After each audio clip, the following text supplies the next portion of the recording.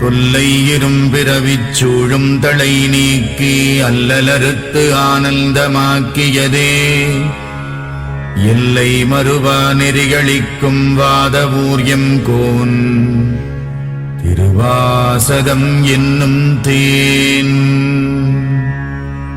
நமச்சிவாய வாழ்க, நாதந்தாள் வாழ்க, இமைப்பொழுதும் என் நெஞ்சில் நீங்காதான் தாழ்வாழ்க.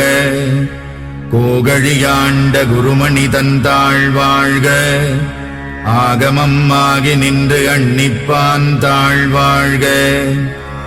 ஏகன் அநேகன் இறைவனடி வாழ்க, வேகம் கெடுத்தாண்ட வேந்தனடி வெல்க.